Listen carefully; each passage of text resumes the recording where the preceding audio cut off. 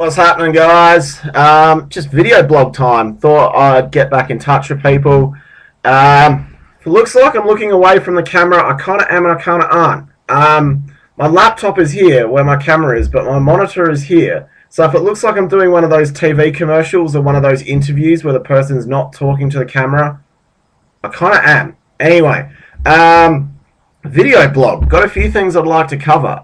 First one is I've finished my uni exams. They are done. I'm now on holidays for the next 4 weeks. Not to mention, this time next week, I will be sitting on a beach in Noosa. So, kind of keen for that. Definitely need a holiday. Definitely need less caffeine. And definitely need more of some other things. Nationals. Nationals next Sunday. That's eight and a little bit days away. So training is almost complete for nationals. Training's almost done. I've just come back an hour or two ago from my last squat session. Just a dynamic squat, just straight weight, no bands, no chains. Just had my knee sleeves on, didn't have wraps on or anything like that. Just good old-fashioned dynamic squat. Felt pretty reasonable. I've been dieting for the last 48 hours, so it was a little bit sucky on the carb front, but felt pretty reasonable. Worked up to about 170, 180-ish, something like that for a dynamic squat, which by my standards is pretty reasonable. Squats definitely... my squats come up a long way, but I've definitely struggled with it in the past. I've been working a lot on my squat in this training camp. Did my dynamic deadlift on Tuesday. That went really well. I was really impressed with my dynamic deadlift. Worked up to 200 for a dynamic. That felt really good as well. Felt like I had another 5 or 10 kilos and still had a lot of speed in it, which was good. Also, I went out to so where I train deadlift, I have just a shitty $100 bar that's just destroyed. I went out to Limbo Gym a few weeks ago and I used Maddie's Texas deadlift bar out there, and that felt really good on the day. Felt really powerful off the floor, was locking out super strong. So that's all good. Bench has been a little bit iffy. I've got the same forearm injury that if you've been following Faraz's blogs, we both share the same forearm injury. I've had this injury for a long time now. I've had it for about 6 months.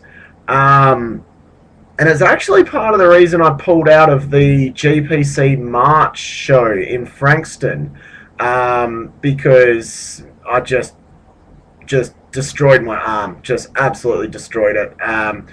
Couldn't do any. Could barely use the mouse. It was just that excruciatingly painful. But I've managed to rehab that. So for those interested, the injury is often referred to as golfer's elbow. It has a better name than that. Something itis. Inflammation and tearing of something. I don't know what the technical name is for that, for all you physios out there. Just been working on improving my shoulder mobility. Essentially, it's my shoulders don't externally rotate, which means my wrist cocked back, which means it's transferring the load into the tendons that insert into my elbow, and those are torn and they're a little bit inflamed, and that's what's causing problems. But that seems to be holding up all right. Just been working on the rear rotation of the shoulder. Bench is been a bit iffy for it. Had a really good bench session 2 weeks ago. Pushed 132.5 off my chest, which is a all-time PR. By the numbers, I should have hit 135 last Sunday, but I missed it. So that was essentially because my arm had swollen up again, and it just fucking hurt to bench. So bench training's been a little bit off, but I have spent the last 8 or 12 weeks or so working super hard on my bench. That has been, well, if you come from Adelaide, you can't bench, is the long and the short of it. And I should send a massive shout out to Nathan Baxter in Western Australia. He just competed at the IPF World Bench Championships a few weeks ago in some foreign country somewhere, not sure where. benched 300 and something. Top bloke. He's been helping me a lot with my bench technique, and because it sucks. So that's nationals. Currently, I have no idea what my body weight is. I have to make 82.5 for my weight class. So I keep being told by the internet. Next weekend is going to be the strongest lineup of 82 kilo lifters Australia has ever seen. So to be really honest, I want to be a part of that lineup. I want to be there. I want to be in that lineup. I do not care if I win, lose, or draw.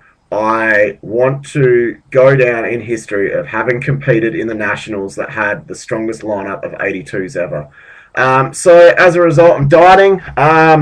I started my diet yesterday, as in Thursday. Why did I start yesterday? Because it was the day after my last exam. The notion of trying to cut weight with exams was just too much. Getting back to the point, I have no idea what I weigh at the moment. Last night I took my scales to work, and I compared them against 3 other sets of scales at work. All pretty beefy looking scales. It should be reasonably accurate. And there was a 1.2 kilo discrepancy between one set of scales and a 700 gram discrepancy against the other. So I have no idea what I weigh right now. All I know is I am above my weight class and I have to cut weight. So cutting weight, pretty simple really. Not a nutrition expert. I do have some issues with nutrition. I am a type 1 diabetic, which makes cutting weight just that little bit harder. I don't want to make it out to be some giant head fuck, because I'm not one for making excuses, but having type 1 diabetes and trying to do a weight cut, it's a nightmare. To be really honest, it's nothing short of a nightmare, but it can be done. So what am I doing for my weight cut? Nothing crazy, no crazy techniques, no voodoo floss, no supplements, nothing stupid like that, no stupid weight loss pills, no liposuction, no made-for-TV abdominal machines, none of that horse shit. All I'm doing to cut weight is I've cut all the shit out of my diet. All the crap, all the sauces, all the cheese. Scarlett, the hot Subway girl, if you're watching, hi, I miss you, I love you. We can resume our relationship after weigh-in. General dieting, basically just an overall reduction of calorie intake. So I'm still eating carbohydrates for all you paleo nuts out there. I'm still eating fats. I'm still eating all my protein. I've just done a general reduction in calories and I've cut the shit out of my diet. So there is no sugars, there's no saturated fats, there's none of that crap. I get my omega fats, or whatever you call them. Did my nutrition exam on Monday, I should know this.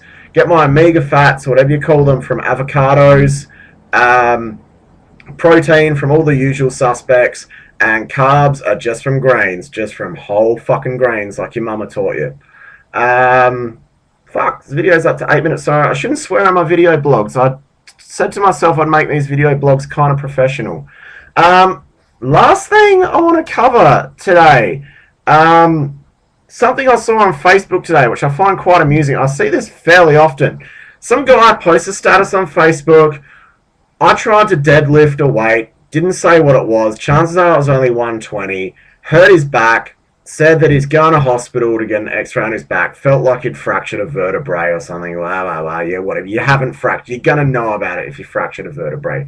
I have seen this 101 fucking times before.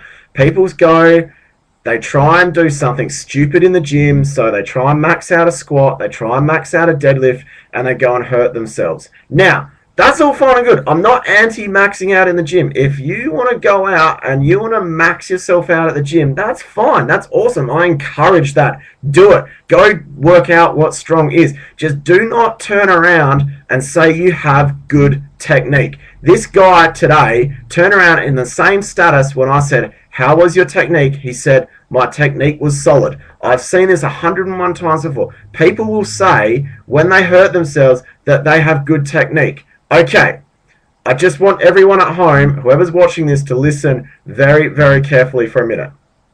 Okay, I have trained in some of the strongest gyms in Australia. Okay, I've trained in Andrew Logan's gym in Queensland. I have trained at PTC in Frankston. I have trained at Elite Sport Performance in Melbourne. That is the premier powerlifting gym in Australia. Okay, there are guys at ESP that squat and deadlift 300 and they think their technique sucks. Okay, my squat sucks. My bench sucks balls big time. Faraz Akhtar outbenches me, for fuck's sake. My deadlift, I'm known for being a good deadlifter. When I watch my deadlift on YouTube, I cringe. I hate the way I deadlift. I think every time I load myself up to a heavy weight, my technique turns to shit. Okay, if there are people at ESP squatting and deadlifting 300 and I'm squatting and deadlifting 200, 250 and I think my technique is shit, your technique is crap. It is rubbish. It is terrible. Okay? And then you go on YouTube and on Facebook and you tell people that your technique's fine despite the fact that you're injured. Okay, so enough ranting about that. Here's a viable solution.